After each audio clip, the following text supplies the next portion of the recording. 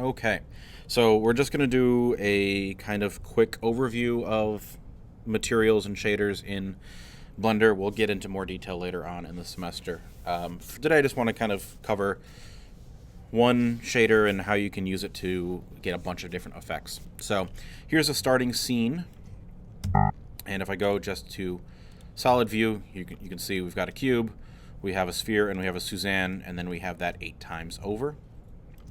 We've got a ground, and that's it for the scene. And we're just going to go one by one. We're going to add a material to each primitive group and talk about a specific setting or two, and then move on to the next one. So first, just some quick terminology. So I will probably say shader and material interchangeably. They're not technically the same thing. Shader refers to the end result of all of the materials and textures that go into a model. Material is how the light interacts with the surface. And then texture is generally an image that you apply to control some component of the material. So you would apply an image texture, say, if you modeled like a billboard, you would apply an image texture to, the main face of the billboard to give that billboard its image, right? That's probably the most obvious of uses for an image texture, but you can use image textures to control not just the color of something, you can use it to control the specularity of something, to control kind of the surface detail, what would be called like a bump map or a normal map, or a displacement map. You can use it to control how two materials interact with each other. There's a ton of different uses. Definitely gets way more advanced than we're going to cover today, but just kind of those are the 3 terms that you'll hear as we're talking about shaders. It's materials, textures, and shaders. So today we're going to talk about materials and shaders. And really we're just going to focus on one shader. So I'm going to select this first primitive group, and the second to last tab is the material properties.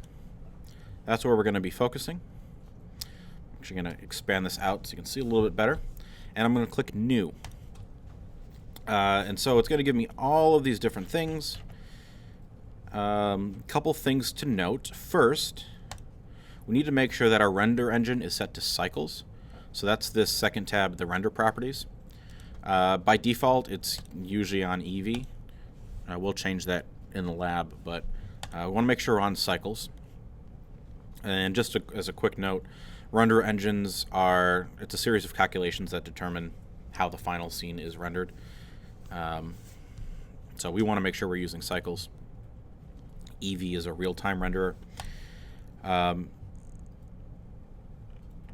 then we need to be able to see the material that we're making, right? So the materials properties does have a little preview, but if you want to see it on the actual materials or on the actual objects that you're working with, then we need to change our viewport display. And we can go either to a kind of look dev mode, which will give us a relatively accurate preview of our materials, or we can go to a fully rendered view. Now, the scene doesn't have any lights in it, but Blender can kind of put some temporary lights in there, and we'll talk about lights next. But what you can do is, in this rendered view, we've got a little drop down here. If we tell it not to use the scene world, uncheck that. Now we have a selection of what are called HDRI images. They're 360-degree images, and you can use those to light your scene. So this is the default one, and it works fine. You can see now we have what feels like very naturalistic lighting hitting our objects, which is great because we'll be able to see what our materials look like in good lighting. We can also do the same thing here in the look dev view. If we go to this third sphere, and we can choose, and again, you can look at it under a variety of different settings, kind of whatever is going to most closely represent what your final scene is going to be. And then naturally, as you add your final lights, then you'll want to kind of tweak materials according to what your final lights look like. But for now, this is going to work for us. Okay, so that's all the lighting we need to do. Now we can actually get into materials. And we'll just kind of start from the top and work our way down. So the first thing we see here is a box, and I'll get a plus and a minus, and then a material name here. So this is where you can name your materials. This first one we're just going to call diffuse, because that's all we're going to worry about for this material. If you want to, you can add multiple materials to one object, and you do that just by clicking this plus. So you see it adds a new material slot, and then you can either choose an existing material, or you can add a new material. If you don't want that new material, you can click the X, it'll go away. Now, I should note, we got rid of that new material, but it's still in the buffer, right? Blender is going to remember that until you quit Blender. As soon as you quit Blender, it's going to go away, unless, and this is something you don't really need to worry about, but if you make it if you click this little shield, it's going to protect that, and it'll save it even if it doesn't, if it's not assigned to anything. But again, don't need to worry about that, at least not right now. If you want to get rid of extra material slots, you click the minus. So we're just going to deal with one material slot per object for now. Moving our way down, we have this preview section, which by default is collapsed. But if you click on it, it will expand, and you can see a preview of what your material will look like on a variety of different surfaces. So the sphere is the default, but you can also look at it on a plane, on a cube, on strands, whether that be grass or hair, on this little shader ball, on cloth, or as a fluid. And then I'm not sure what this is. Oh, preview world. Use the current world background to light the preview render. So if you want to see it under your current world lighting conditions, you can do that too. That's nice. So you can kind of, if you just want to make a bunch of materials first, you can just focus on this view, and then once you apply them, focus over here. Or if you're already looking at it in the viewport, then you don't need the preview. Kind of whichever way works for you.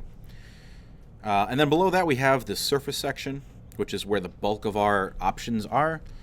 And then below that we have volume and displacement, which we're not going to worry about. I think we're not really going to worry about anything else here. We do have viewport display, which will change what it looks like only in the shaded view, but not the actual material. We're not going to worry about that either. Yeah, we don't have to worry about anything else. So we're just going to focus on this surface section.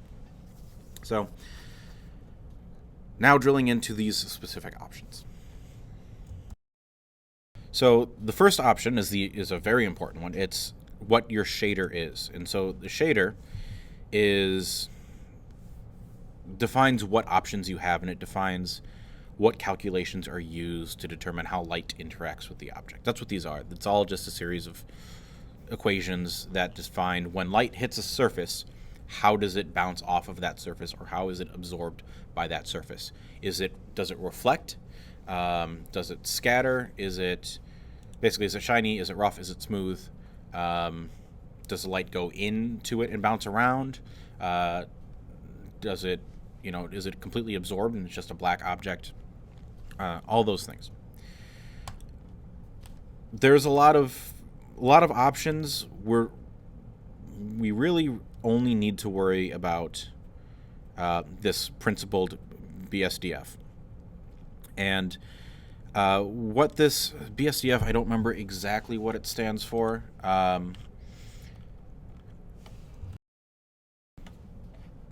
Basically a physically based setup.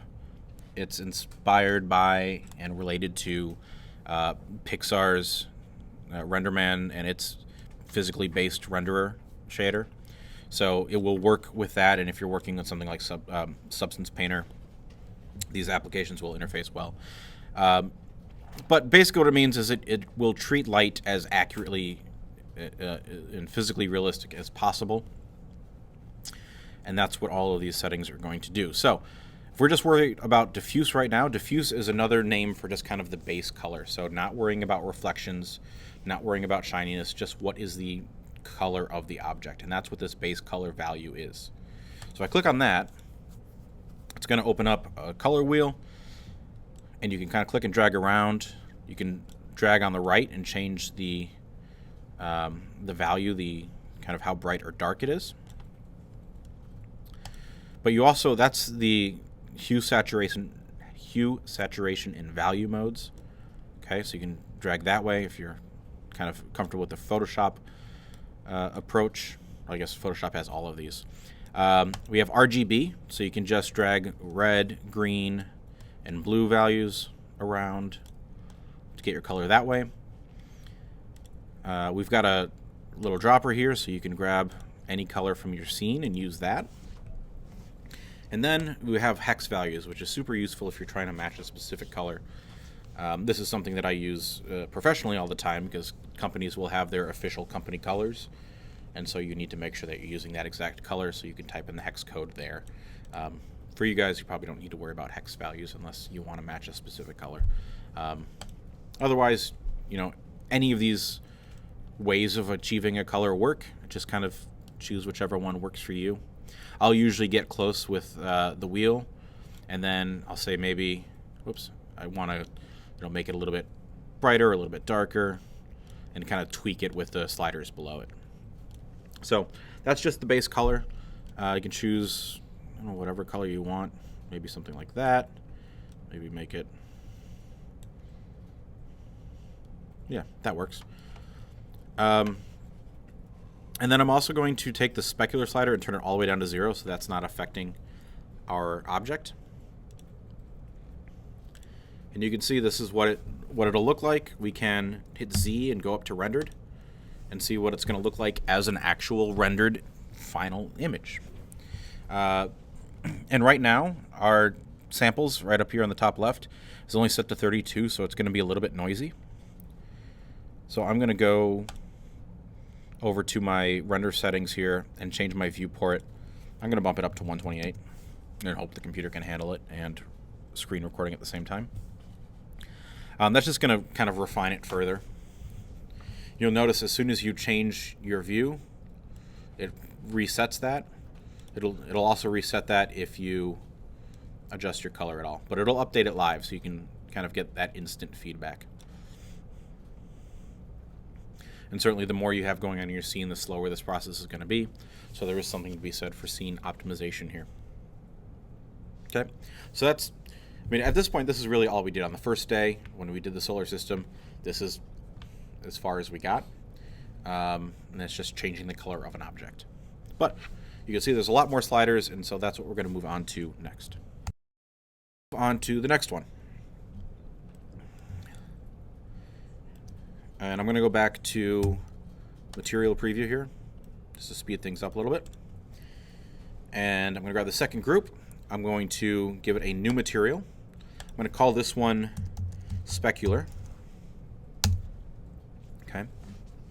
And for this, first I am going to give it a different color. Let's go with, I don't know, how about this obnoxious pink? Let's dial that back a little bit. Okay. And I'm going to skip over subsurface. We'll come back to that one. But I want to talk about specular, because diffuse and specular are kind of the two most prominent characteristics of an object. So specular by default is at 0.5. If we watch the preview, as I bring specular all the way down, you can see those highlights go away. And if I bring it all the way up, we have much stronger highlights. But we have a couple of other options that we can adjust. We have specular tint and we have roughness.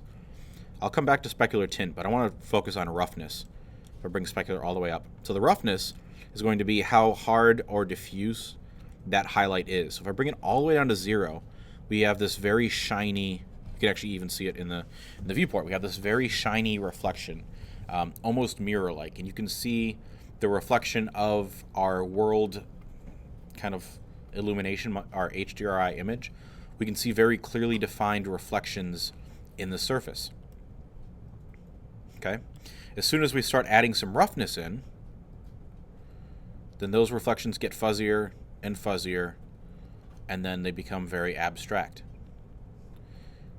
And you can see, think about how the feel of the material changes when it's very shiny like this versus when we bring that roughness way up. You know, one feels kind of more plasticky, and one feels kind of like a harder object, right? And then we also have this specular tint. Now, most of the time, the specular, you don't want any specular tint. The exceptions, probably the most common exception is going to be for metal. Metals will tint the color of the specular highlight towards their base. Okay, and it's a subtle thing. See if if I increase the roughness, it might be a little bit more obvious. Yeah, you can kind of see how that highlight, as I increase the specular tint, it almost becomes less pronounced, but it's changing the actual color of the reflected light. So that's a property of metals that does not really occur very often elsewhere. Okay, so I'm going to leave the specular all the way up, and I'll bring the roughness most of the way down, just so we have that as an example. Okay, let's move on to the next one. Again, new material, and this one I'm going to call metallic. I don't think there's... Yeah, it's just one T. I know how to spell. Sometimes. There we go. All right. So, perhaps unsurprisingly, we're going to talk about this metallic slider. And one thing to note, first I'm going to bring the base color down. I'm not going to change the... actually, I will. We'll go kind of in the orange realm, something like that. I'm going to first turn the specular all the way off. You don't need specular when you have metallic. So I'm going to bring that metallic slider up slowly so you can kind of see the onset of that property. And if we go all the way up, there's metallic. So we can see roughness still has an impact. We see now the highlights are, as I was saying with metals, highlights are now being tinted that color. And it just has kind of a different feel to it. Right? And we can go into our rendered view and see it, you know, in its proper final form. This one's pretty straightforward, right? You choose your color and you can add some metalness to it, and that's what you get. But we can take it a little bit further, and that is if we jump down a little down the list, we have this anisotropic option. So anisotropy refers to the characteristic of elongated highlights. This is probably most often seen on like brushed metal. So if I just find a quick image here, let's say cookware is probably the most obvious. So we can see that these reflections are elongated, even kind of vertically on the sides. This is an anisotropic reflection. Okay, and that's what this slider will do. So as I bring it up, there we go. You can see things start to get, they get very stretched. So that's about halfway, and then there's all the way. I'm also going to go back to my look dev, my preview. We also have a rotation value. And so that way you can control which direction it's stretching. Okay? Let me see that final version.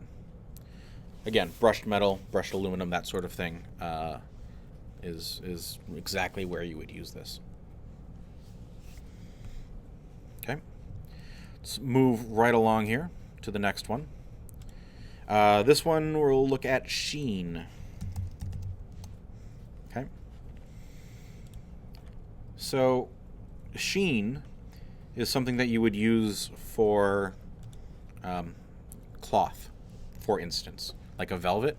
And what it does is it adds kind of reflection near the edges.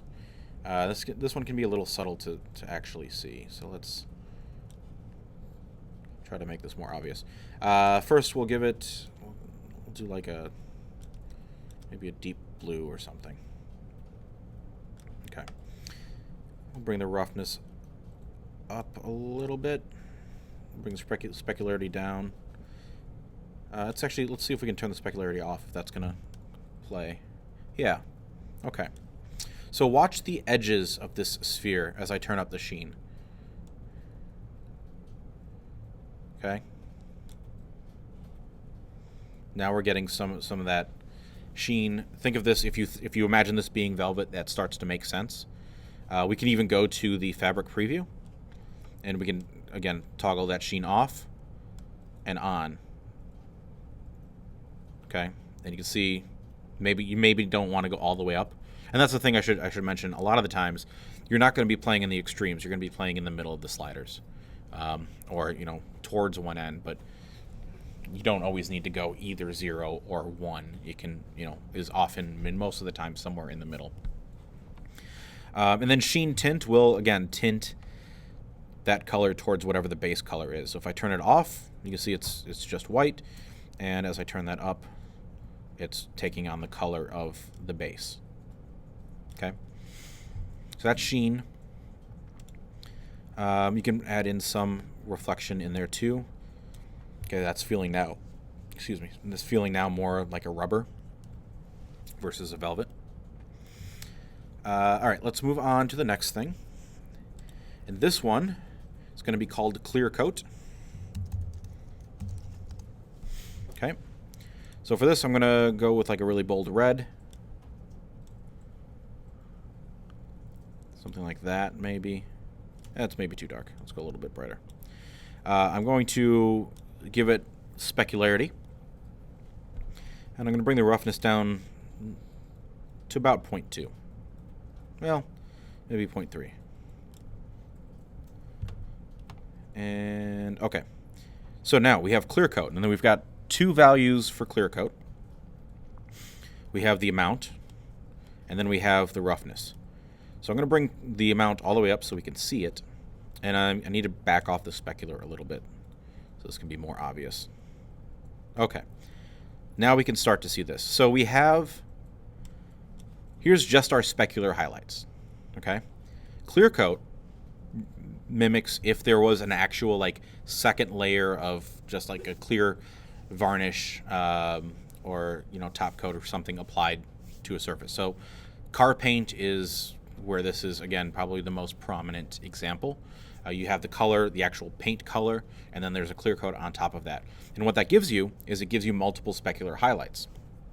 So as I bring this up, now we can see there's this secondary hot spot in the middle on top of whatever my base specularity is. Okay, so now you can get two specular reflections. And this has its own independent roughness, so you can adjust that accordingly. Okay.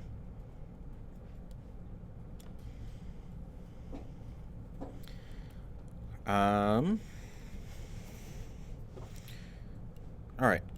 Up next, let's just move right along. And this one is going to be, let's call this one glass. Okay. So for glass,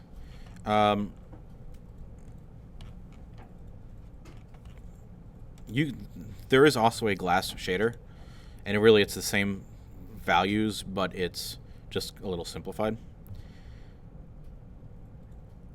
So I think for the sake of simplicity, we'll stick with this one. But you have your color. So I don't know, maybe do like a green, a darker green glass. And we have a roughness, so this is going to be, is it going to be like a frosted glass, or is it going to be a clear glass? And then we have this new thing called IOR. This stands for Index of Refraction. And this is one that's kind of best to just show. I'm going to bring the roughness all the way down so it's more obvious. Index of refraction is usually a value between like 1 and 3 maybe. At 1, you can see it's just transparent. All right, there's no indication that there's any actual volume here.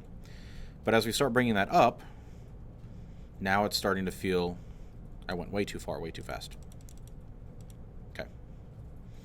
Now it starts to feel like there's something there. And an important thing to know about the index of refraction value is this is a real number that real materials have. So I'm going to pull up a list here, and then I'll explain it.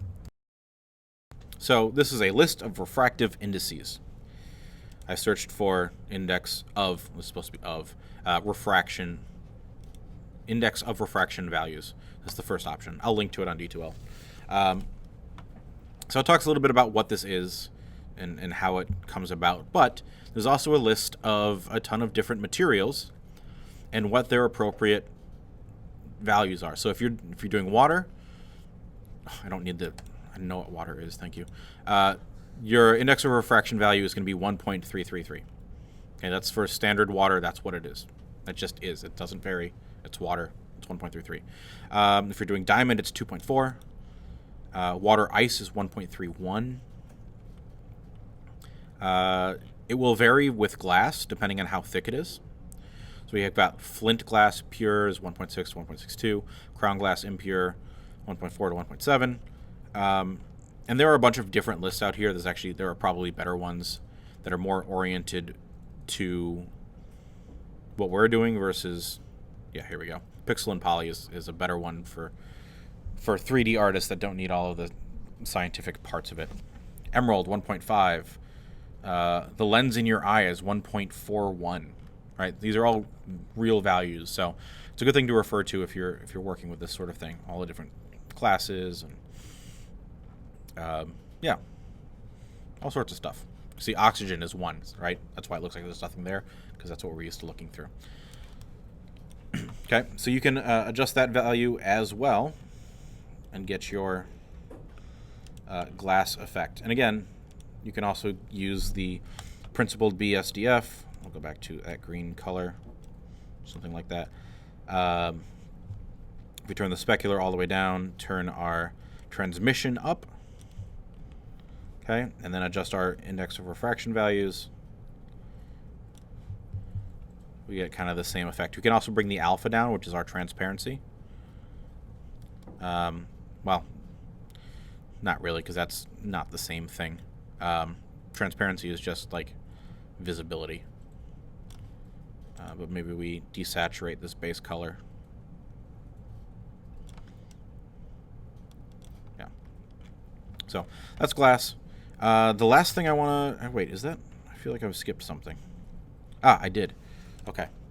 Let's go on to the next one. The next one is going to be... Actually, let me go back to this glass here real quick. I'm going to go back to our glass shader because it just is better. Oh, that's too far. Let's make it a little bit brighter. Okay. All right, so back to this one. We're going to do new, and this one is going to be called SSS. That stands for Subsurface Scattering. I just didn't want to type the whole thing out. Although, I guess for educational purposes, I should. There. Subsurface Scattering. And that's now we're going all the way back up here to these 4 sliders. Subsurface scattering is the effect of light entering a surface and then bouncing around.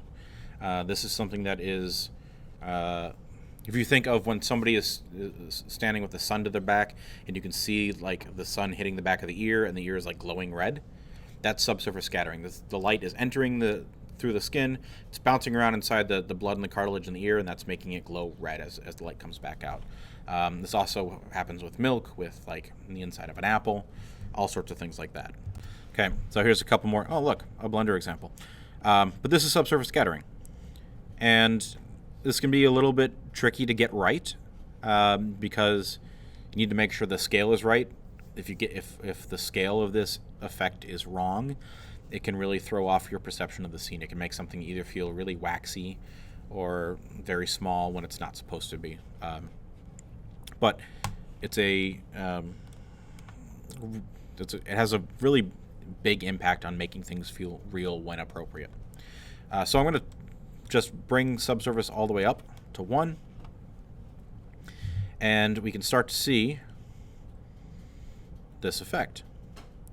Now this is probably most obvious when there is a light directly behind a thinner material. You can also see this is maybe a little bit too much. And so we have this radius value. This radius value is, the 3 sliders are red, green, and blue, RGB, right? And because it's most often used with skin, the red is the strongest channel, right? If I change the red to 0.2 and the green to 1, you see that's going to shift towards green, right? So if this was like a plant leaf, that might be more appropriate. But we can also change, by changing this value, we can change how far into the object the light penetrates. So if I cut it in half, so if I go 0.5, 0.1, and 0.05, okay, it's not going to go, actually looks like it's going in further. Maybe I'm reversed on that. We're good. So here, I will real quick, come on. There we go. Okay. Just going to quickly add a light in here, and I'll point it at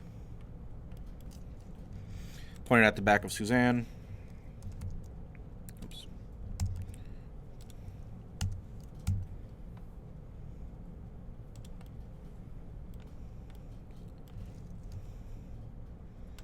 Okay. And then I just need to bring the intensity of the light up. So let's go like 1,000. Okay, and now you can see that light is making the ear glow a little bit because the light is entering the ear, bouncing around, absorbing that subsurface color, which in this case is a red color, and then leaving the ear, giving it that effect. So this is certainly a more advanced material option, but is a very useful one. Just note that subsurface will increase render times much more than just like specularity will. So, all right, I'm going to delete that light because I don't need that anymore.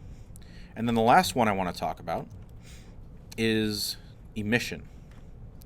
So I'm going to call this one emission. I'm going to give it a base color. Let's go like a teal maybe. Something like that.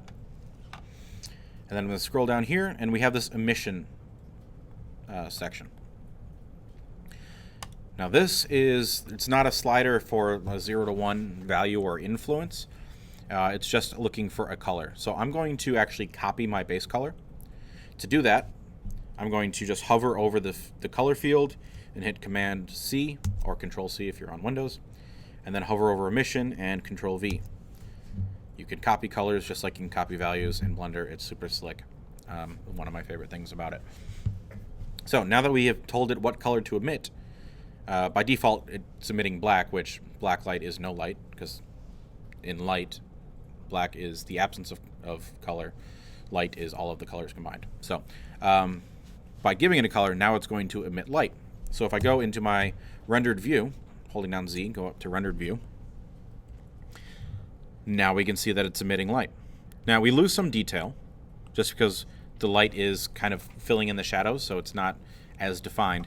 But you can also see that light being cast onto this ground plane here. And if you want it to be stronger, we can go into the color wheel and the value option here, V. We can manually set that higher than 1. So if I set it to 2, we see we get more light, but also the objects are going to be a little bit more faded. Okay, you're going to lose saturation as you go brighter. So if I go to 4, if I go to 5, it'll max out at 4.8. But this is as bright as it can go. You can see I've lost saturation, but I'm casting a lot more light into the scene. Okay, it's even hitting the objects next to it. It's also emission and subsurface scattering both. It's really slow down the render.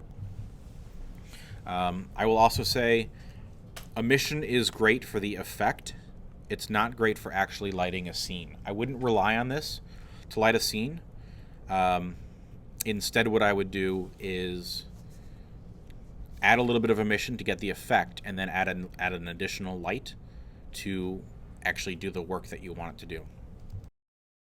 Let me give you an example of this. So, I mean, we could see all the different looks, first of all, before I move on to a different scene. Just take a minute to appreciate all the different kind of effects you can get with just this one shader. And these are all pretty isolated effects, but you can absolutely combine them. Right? There's no reason why you can't add a little bit of, let's see, which one is this? This one is, already forgot. Oh yeah, this is the clear coat. So you can add a little bit of clear coat to it, but maybe you also want it to be a little glassy. Right? You could add that, and you probably want to bring down the roughness so you can see through it a little bit more. But these things can all be combined. So one quick practical example of this emission is if I open up, we don't need to save that. We want to go to low poly project, and we will go, we'll just go here to the light, no, this one. Okay. So there's a lot of lights happening here, and that's why that's crazy. I don't really want to focus on that right now. I just want to focus on, okay. We're just going to focus down here. So if I turn off those lights, I have these tubes that I added to my scene, and these have emission on them. They're just emitting a slightly warm light. And you can see they are actually, especially if we look at this one in the shadow. Whoa, oh, that's right. I forgot they're all multiple objects, but. So you can see this one, it's in the shadow. You can really see that it is emitting light onto the scene, but it's not going very far. It's not really, it doesn't feel like it's a powerful light. So because of that, I added, probably an easier way to preview it. I added an actual area light to it to do the work of the scene. See, before and after, those lights are doing a lot because the emission really isn't. Okay, so that's how I would use that. I did the same thing over here on this rover. Is I have these faces are emitting light, but they're not really doing anything, so I added spotlights to them to really carry the effect. And we'll talk about lights here in just a second. I just wanted to wrap up materials and emission. You can see this is a slightly different version of the same scene. But one last thing is, what if you want to apply multiple materials to one object? Yes, you can do that. The simplest way is you just go into, first of all, material preview. Just go into face mode.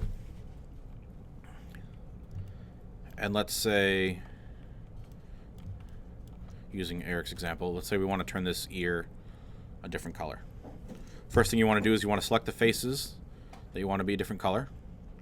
So I just hit C to go into circle select and just kind of paint across. And then period on the number pad to focus on it. Make sure you get everything that you want. Something like that. That's good enough. I don't need to be too picky.